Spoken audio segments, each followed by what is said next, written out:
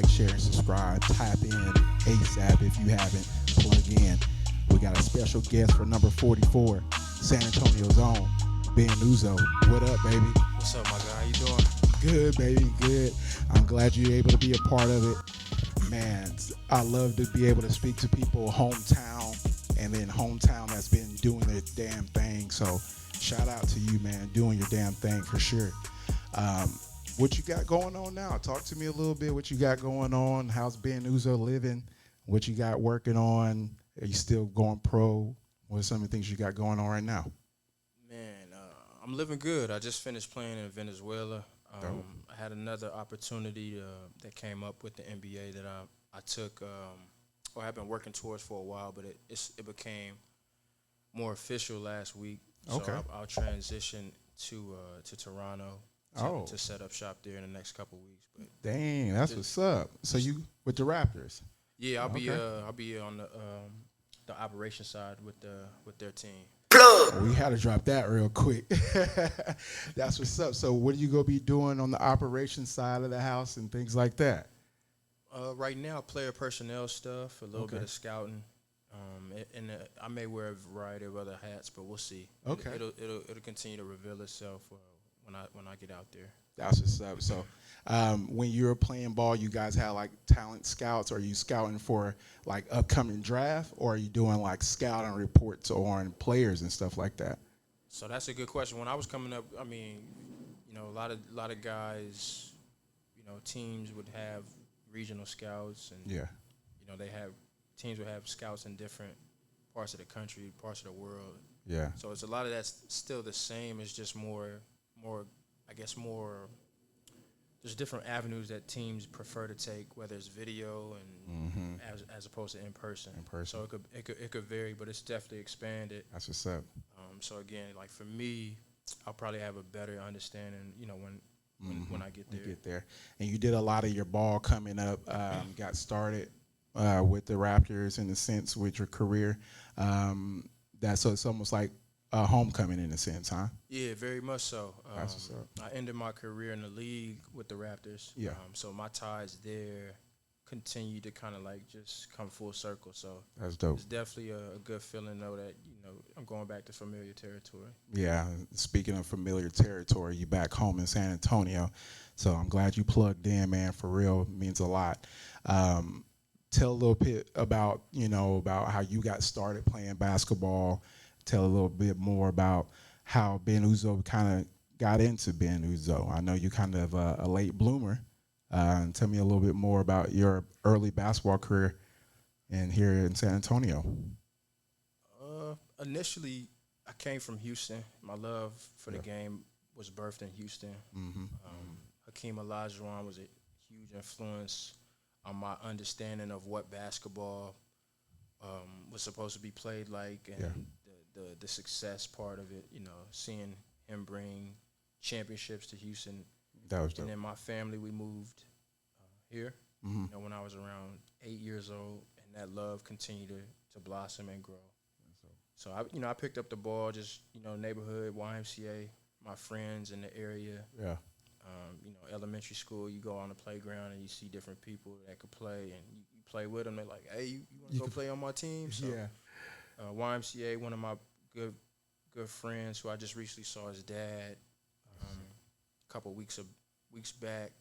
They began picking me up for practice for for YMCA practice. That's what's up. And so I grew up playing on the East Side YMCA at David Scott. Shout out to David Scott, Eastside. So David Scott, Always some good competition that way. Yep. So my boy's dad was a visionary in understanding that to earn your stripes, you got to go play on that side of town. Yeah. Even if you didn't grow up on that side of town. So those lessons of toughness and strong mentality, it continued to birth itself on that side of town. So that's dope. So definitely a lot of good war wounds over there on that side of town coming up. Good competition. When did you kind of start to click into basketball? I know you didn't just like always have like. You always had the hunger, always the want, but at what point did you feel like you kind of changed early in your career where you're like, oh yeah, all right, man, let's hoop. Well, I had a lot of energy and athleticism early on. I Mm-hmm. played a lot of sports, played football, Oh, basketball, track. I ran track, and I played baseball. So oh, all okay. throughout, that fourth grade to eighth grade Mm-hmm. period, I was playing in Like all. before you kind of continue, how important do you think that is for kids early in their development stages to play more than one sport? I think it's huge. I think it has a great deal of importance, being that one, they get to see what they like, Mm-hmm. what their various strengths and weaknesses are from sport to sport. Yeah. And it challenges the body, but also challenges the mind to see they can, how they can learn, Mm-hmm. how they can grasp different concepts, Yeah. and then So. obviously you see where you can excel in Mm-hmm. and the greatest level of production, and then you go from there. So I think it's huge. That's dope. But to pivot back, I think my freshman year, I Mm-hmm. tried to play, continue that juggling act of playing all the various sports, True. Yeah. and I saw that it became more of a challenge. Mm-hmm. And my size at the time wasn't predicated to be a really good football player. All the way, I wasn't, Yeah. like a dominant guy because of my size. Mm-hmm. Mm-hmm. And I made the decision, after my freshman year, I'm like, I'm not gonna play football. I'm not gonna do track. I'm gonna just do True. basketball going forward. That was just strictly you, where you're like, "Hey, man, this is what I want to do," or Yeah. is it more like, "Okay, Yeah, I mean, you talk about it with your parents. Yeah. And, Yeah.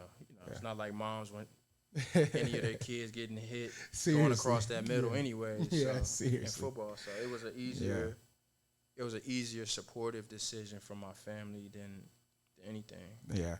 And we're talking about a little bit about that earlier, like being a late bloomer is almost like a blessing. You really picked up a lot of a hype and height going into your sophomore year. Yeah, I grew a lot. Oh, okay. I think for the my boys and my peers that understand my sophomore journey, Mm-hmm. I took a trip to Nigeria like in February. I Uh-huh. was gone for a month, and it was right in basketball season. I left like at 5'6", 5'7", Yeah. and when I came back, closer to 5'11", Yeah. and so that was like a Good jump. huge jump Uh-huh. for me. Yeah. But in that process, a lot of my peers, they was like, "Man, I need to go to Africa too and come back." Come drink some of that water real quick. Yeah, go and then go come go back. go do it. Go do what Ben did, Exactly. and so That's dope. That's dope. from that moment on, it was a lot more of the physical aspect that was more Yeah. visible to people. Yeah. And then, along, I kept a lot of my skills, and then I also was able to add and improve in certain areas as well. Yeah, that's dope. That's dope. So you definitely picked up momentum junior and senior years, where I kind of got to watch you a lot. I was going in to be a freshman that year, and then the likes of you and Tony Crocker had went, I think, all the way to regionals, I think, that year. Yeah, my junior year. And, man, that was big time for San Antonio. We were definitely pushing because we haven't had one since John Jay. Yeah. So we've been trying to get one ever since, and I'm like, you guys were like that close and had the talent as well. So tell me a little bit more about your relationship with Tony Crocker and how you guys kind of built that to get that far. At that time, me and Tony was really, really moving. I guess the barometer in a positive way Mm-hmm. for not only Warren but for Northside basketball, from Yeah. what John Jay had did in their history. Yeah. And it was another guy that was actually really, really at the helm. His name was Trevor Ellison, Mm-hmm. and he's a guy that his name may be forgotten, but he was actually, like the 1-2 punch before myself and Tony that year. Oh yeah. Unfortunately, he Yeah, didn't he have got the it. grades, Mhm. and kind of got it in his own way. But Yeah. we had a lot of talent that year, Yeah. and we were able to go to the regions. But it was a fun year. It was Yeah. a real fun year, my junior year. That I think that is like a one of the biggest things that you can do within like high school sports is to try to get within that regional state atmosphere. tell me what that kind of did for you in your basketball career from there, being able to, of course, the next year you did your damn things as well. So speak on that, and then how that kind of impacted your recruiting and things like that.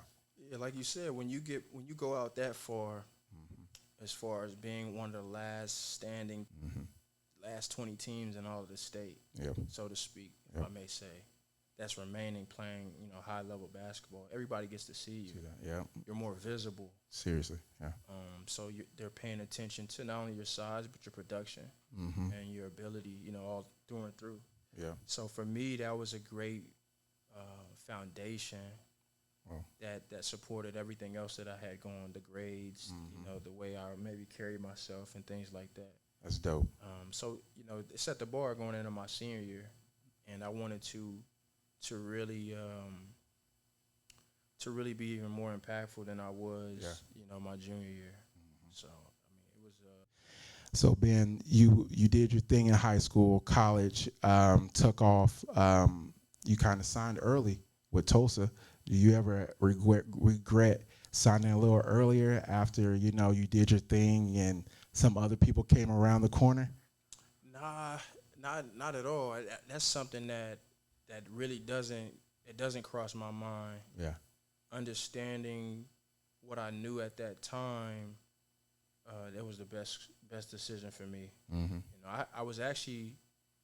I signed late in the recruiting process, but it may have been early in regards to the time frame of the season. The time frame of the season, or what schools were on me at that time, based off of like what bigger schools came after. Yeah.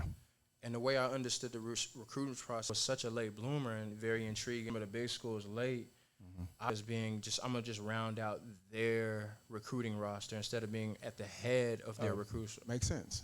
For Tulsa, I was at the head of their recruiting roster. Correct. Somebody that's like willing to put the stuff on the line for you. Yeah, they like, we want him first, and we want to build around him first. That's dope. And so that's kind of how I viewed that opportunity at Tulsa. So it ended up working out.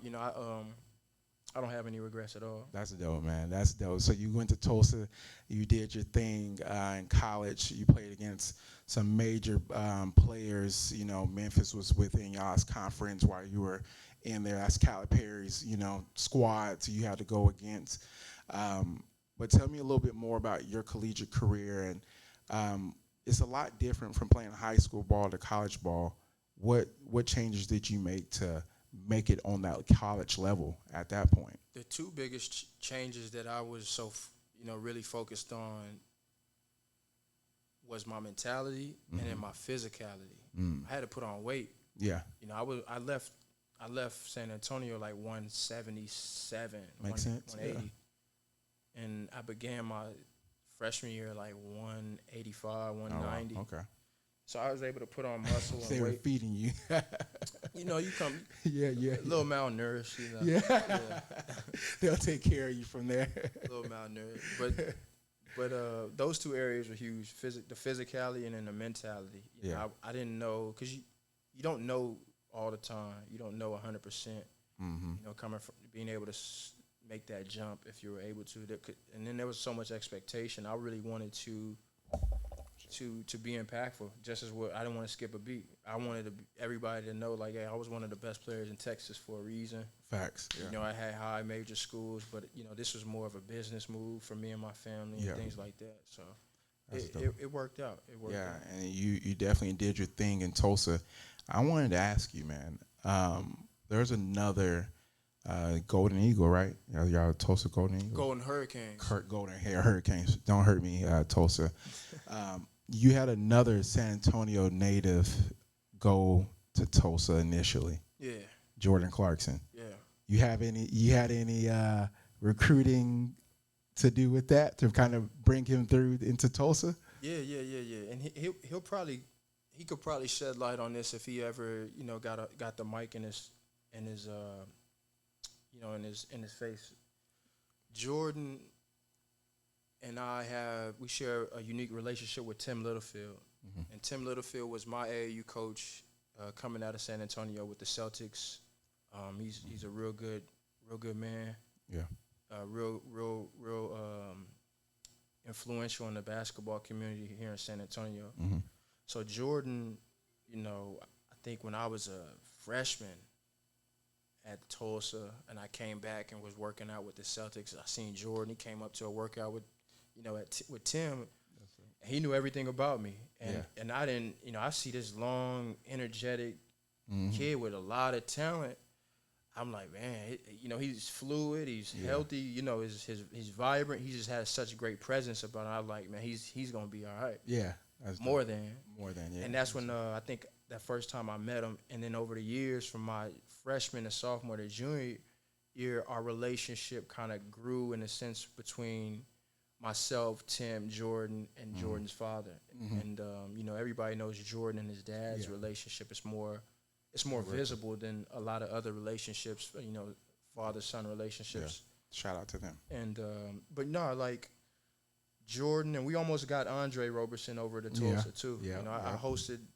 I want to say they both. Jordan came up to summer camp one year. Yeah. And worked out, killed it. Obviously, I don't know if I was his host on his visit. I know I was him and Dre's visit, but it was something along those lines. That's dope. But yeah, they wanted, Jordan wanted to follow in my footsteps at the time, and I was influential in helping him, see that vision and guide him to Tulsa, dope. And just try to help, him in his situation at that time. Yeah, that's dope. That's a major move. That's a major move for sure. The thing about it is that like San Antonio is like getting there on the map. You know what I'm saying? To kind of have that tunnel and relationship. To kind of, set them up in a sense. So it's really cool and it's really dope for San Antonio.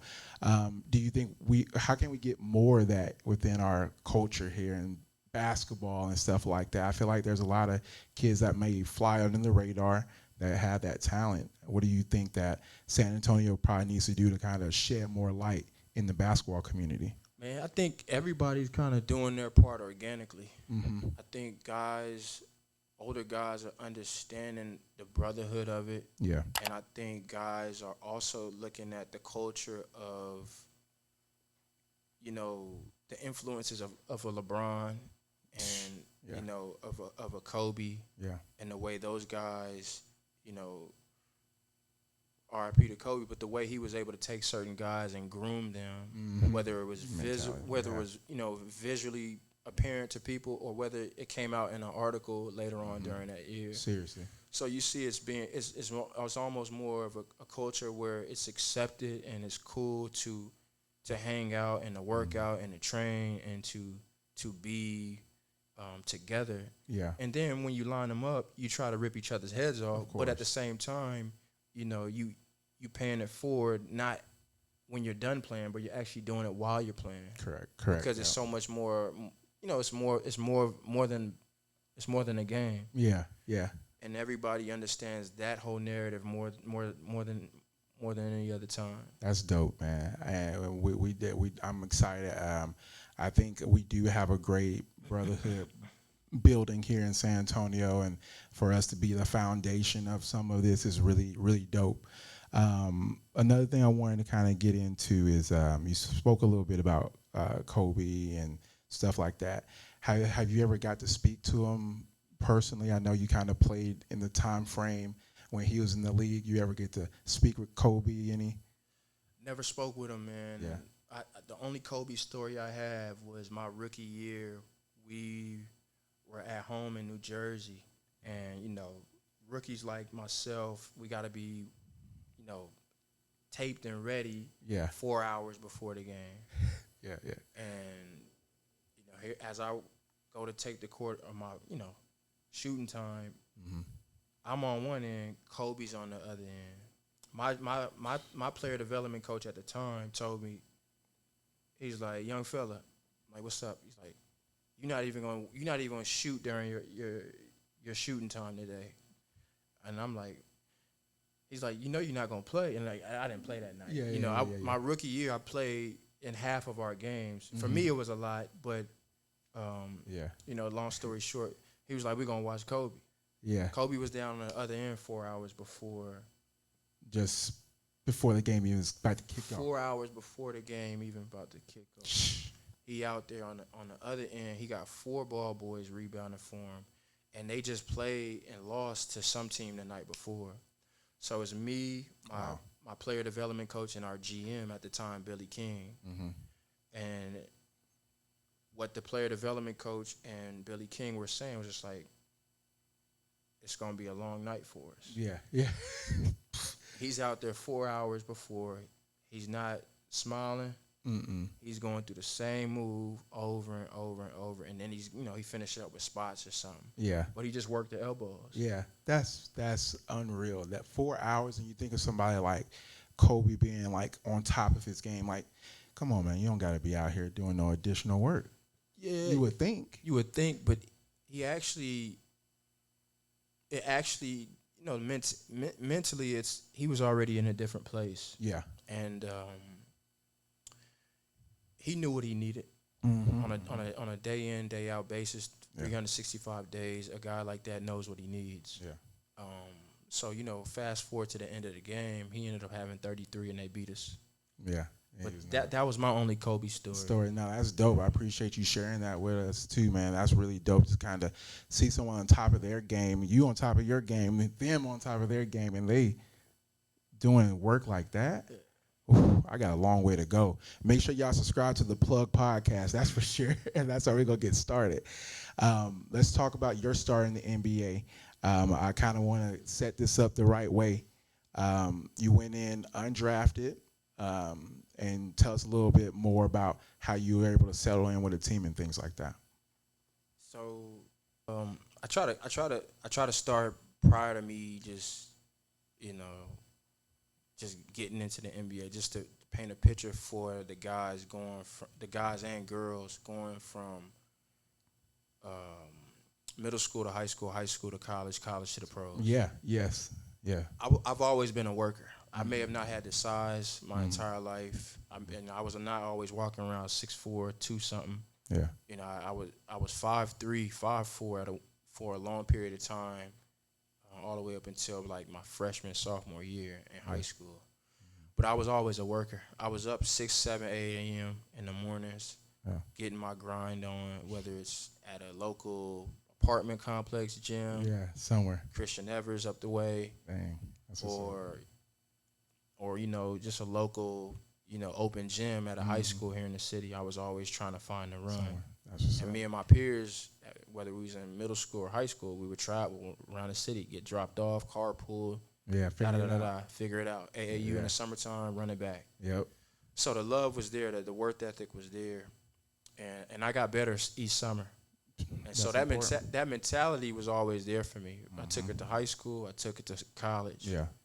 And so as I finished out my college year, my senior year, I'm a senior in college. I finished out my regular season. I was invited to play in a top 64 pro camp. Okay. And it's called Portsmouth Invitational. Okay.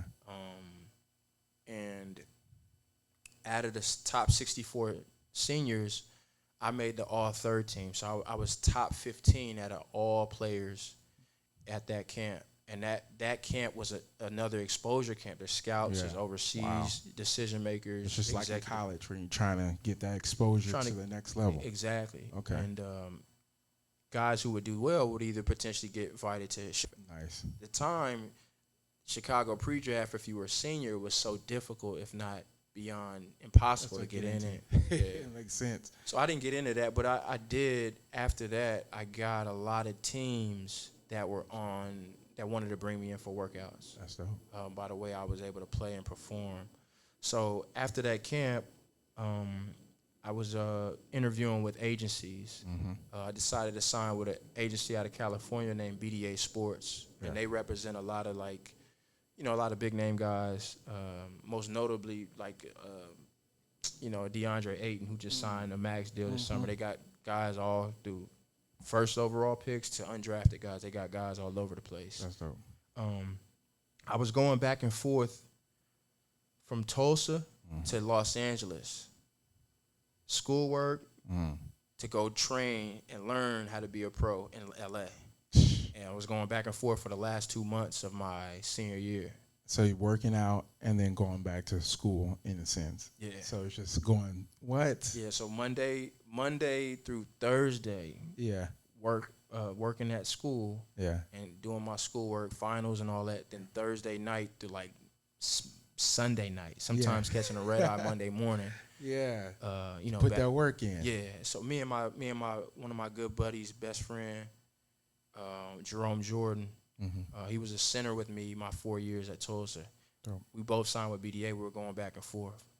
So once we walked the stage in May, both our pro, journeys began. I worked out. First official workout was at the Rockets, and in May, and my last one was with Charlotte, like in 2 days before the draft in July. That's dope. So my progress at the time, I was likely undrafted at the beginning of the draft process, and I had worked my way into being a potential second round pick 2 days before the draft. My stock was rising. Yeah. On the morning of draft day, I get a call from my agent, and he's like, 3 teams want to draft you tonight in tonight's draft. And I didn't know how it would go. I'm walking around the mall with some of my childhood friends, and they're like, I'm like, huh? Yeah. And he's like, yeah, 3 teams want to take you. And the 3 teams that wanted to take me, I didn't work out individually.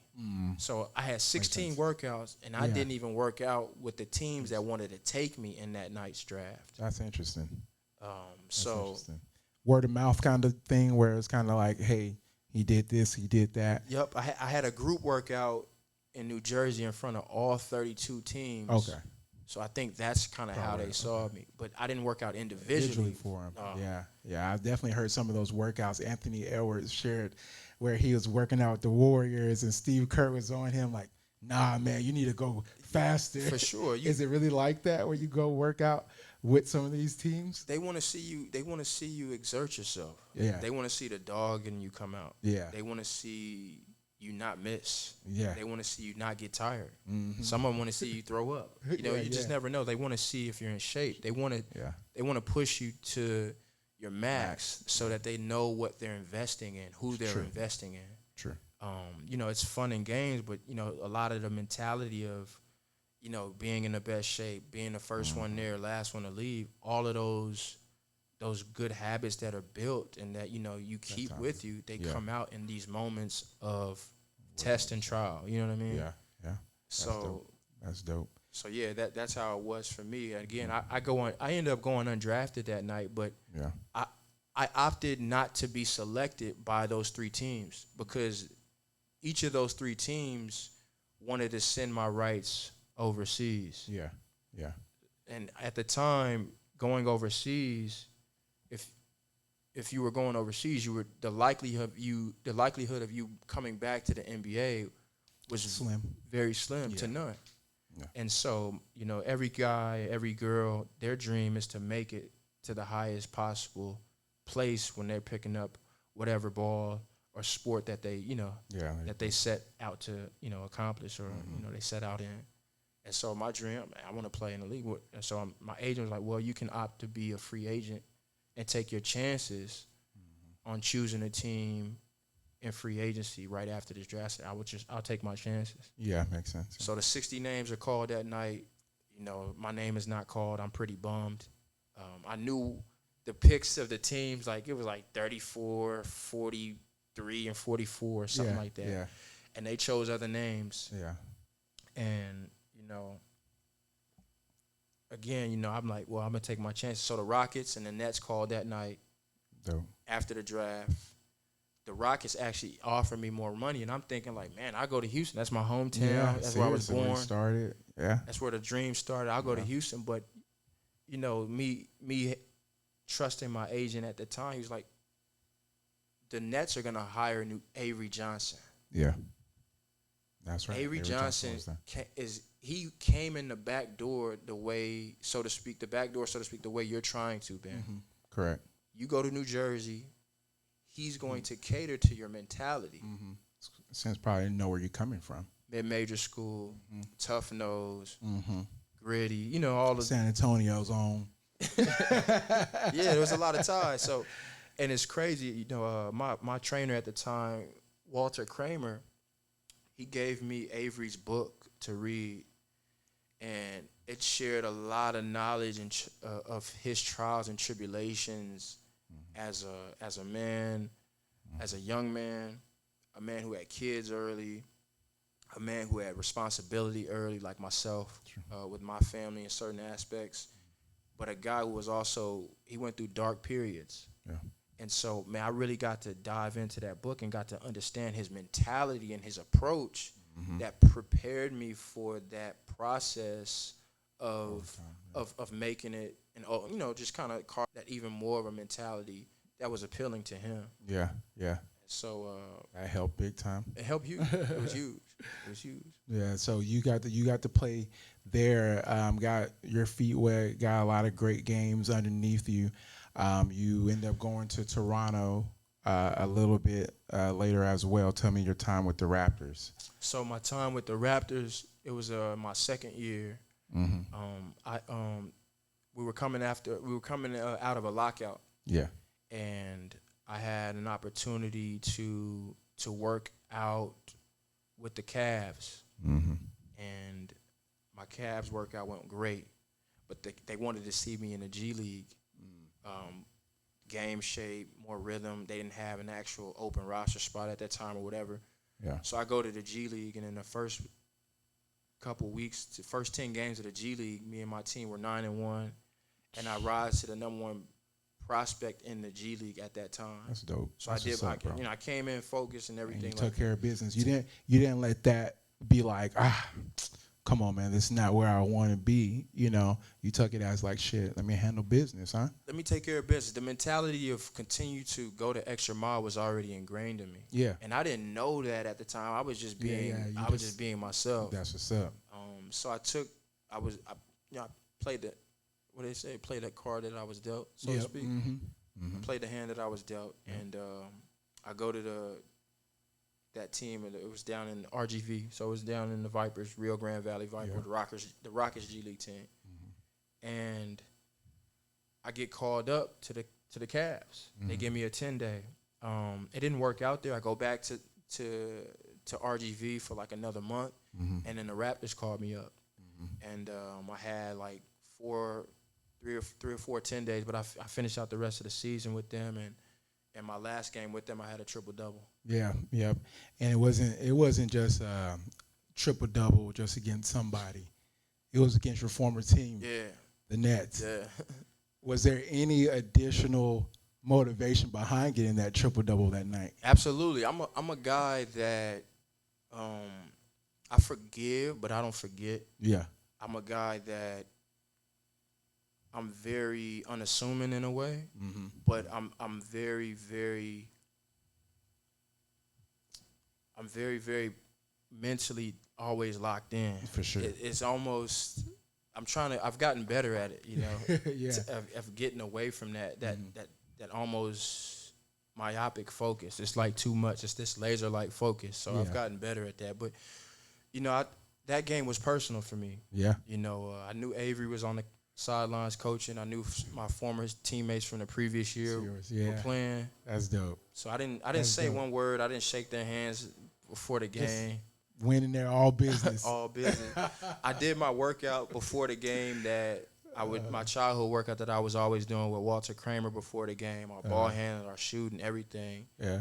And just really prepared all the way. That is too funny, but that's just the intensity and the dog you gotta have. Mentality wise, you talk about it. You played. You're an Olympian. Yeah. That's another thing that people may not know. Tell me a little bit more about the 2016 Olympics. What did it mean for you to participate and be a part of that Nigerian basketball team that represented in the Olympics that year? It was amazing. It's probably one of the best feats, right up there with making it to the NBA. It's a feat that I didn't know that I would aspire to become or achieve. Yeah. And probably one of the greatest fraternities that I could be a part of. Yeah. In 2015, me and my brothers, we were challenged with the task of making it to the Olympics. We had to punch our tickets through the Afro-Basket tournament that they had in 2015. Correct. Like And a qualifier in a sense. yeah, Yeah. and we had to do it in a fashion against, in the championship game, we played against a team that was pretty much running over Africa. Mm. They were just handling business. Yeah. They had the structure, Yeah. they had the players, Mm-hmm. and they had the coaching, and they were able to put it together Yeah. year in, year out. Yeah. They had a reign for over Africa for like 15, 20 years That's what's of up. winning championships, Yeah. of being the best team in Africa, of representing them. So you had a task on your hand. We had a task on our hand. You know, my first year playing with the national team was in 2013. Yeah. And so we failed our mission and our of achieving our goal that year. Mm-hmm. So 2015 was termed redemption year for amongst me and my boys. brothers. Yeah. Yeah. That was dope. So y'all made it there. Y'all took care of business. Y'all got to play against Team USA as well. Yeah. Tell me, I think that one had Kevin Durant. I know it had Melo. Yeah. You played against a star-studded USA team. Yes. Tell me a little bit more about your experience there as well, because you're used to playing them. I mean, you're playing them, but yeah, tell me a little bit more about playing against KDs and stuff like that. Yeah, I mean, playing against them in the league a couple of times was dope. I think in this stage, in this fashion, was a little bit more direct. Yeah. It's funny because in 2015, right after we won it, we had a lot of national teams calling us to want to play against Nigeria in friendly games. Mm-hmm. So a year out of the 2016 Olympics, we knew USA was going to be on our schedule. Yeah. So I had a year to prep. Amongst the other national teams that wanted to play as Argentina, you know, at the time and they're still obviously a very well-recognized country, but at the time, 6 years ago, they were top 5 in the world. Yeah. Team USA, a top number 1 in the world. We had calls to play against everybody. So again, I had that Team USA game scheduled circled on my schedule for over a year. Yeah. So going against them, a little heated out there. Tell me a little bit more. You got to play against a lot of great players, night in and night out. Anybody in particular? You got to play against Derrick Rose, MVP. Yeah. Right. Yeah. I mean, anybody in particular that kind of stood out to you, where you're like, man, that dude Ben can go, but that dude can definitely go too. Man, I had a tough night against Brandon Jennings one night when I was on the Raptors. I don't know if we were on a back-to-back or what it was, but we were playing in Milwaukee when he was with the Bucks, and man, I couldn't stay in front of him. He was always crafty and shifty with that ball, man. Very much so, and he had the green light. Yeah, he had the green light to be. You know, he came in with the green light to them, and he really was very, very confident and on his game that night. Yeah. So I think, you know, again, I played against obviously a lot of the more star-studded, more visible guys, but he's a guy that maybe, you know, like under the radar now, but at the time, you know, he was crazy. Yeah, he was really good. And I remember seeing him play AAU ball with the P. Miller Ballers. It was him, Romeo, DeMar DeRozan. Yeah. And they had some other giants on their squad, man. Yeah. I was like, what is going on out here? Yeah, he's a guy he grew up on the circuit, the AAU circuit, and really honed his skills on the AAU circuit really, really, really well. That's what's up. Again, we got Ben here for Plug 44, man. We're gonna let you go here in a second, but not without you letting us know what you got in store and your goals. One of the biggest things on my podcast is like people that come on here, they be like, oh, but then a few years later when they look back, they're like, oh, damn, he had them on there. You know, I remember him on there. So what kind of goals do you kind of have set for yourself in the future? This is a major step that we're celebrating right now, that you're about to be in the front office as well with Toronto. But what kind of goals do you have structured around that, or kind of just taking it day by day there? Definitely managing expectations. Yeah. I think for me, to be in the moment right now is huge. Yeah, you know, I think it's been a process of building towards this moment that a lot of people may not understand. The work has been put in I'm 34. The work has been put in since I was 28, 29. Dope. Just working on getting into this space that I'm in now with this opportunity. Dope. It wasn't just something handed to you. You actually been kind of working towards it. Definitely. You know, it's a lot of different opportunities that are offered to former players, former NBA players and current NBA players that, you know, I've always taken a look at in my downtime, whether it's summer or during the season, after a game, after a practice, whether it's, you know, an email that, you know, comes to me, something comes to me in the mail, various opportunities. So that's dope. Just to continue to study and understand my interests, and then to pause the production side or that laser-like focus of continuing to, you know, build on my craft. Yeah. It's been a dual conscious, you know, 6-year process. That's dope, man. We're excited for you. I seen that come through, and I was like, damn, that's what's up. It keeps giving back, man. Speaking of giving back, how can we follow you, tap in with you, and we'll kind of plug in some of the stuff you got going? Yeah, I mean, I'm on Facebook and Instagram and Twitter. Nice. So, I mean, follow at where you at? Oh, yeah, my handles is whereya_Ben. Gotcha. And I got some merch out there, but, you know, feel free to, you know, tap in. But it's more of a just an authentic thing that, you know, I've been pushing. And, you know, I live my life just staying true to a lot of my roots and being good to people. And, yes, sir. You know, just being authentic all the time. Hey, you can't be more authentic than joining the Plug podcast, man, for sure. Man, if you haven't already, make sure you like, share, and subscribe to the Plug. We got more great content coming out soon. Make sure you get your merch from the Plug, satx.com. We're going to take care of you this winter. Again, this is your boy, Jay Alamo. Appreciate y'all tapping in. We out.